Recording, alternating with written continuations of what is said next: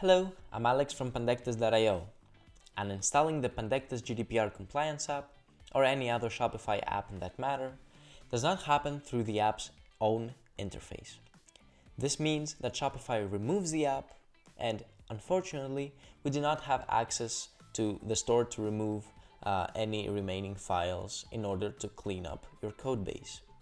This means that you will have to remove some files manually.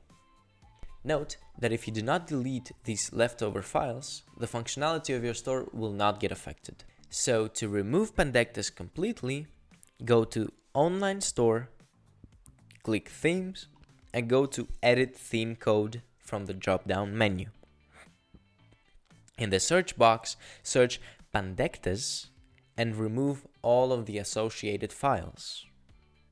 Then remove this particular line from the theme.liquid file. And now you have successfully uninstalled Pandectes.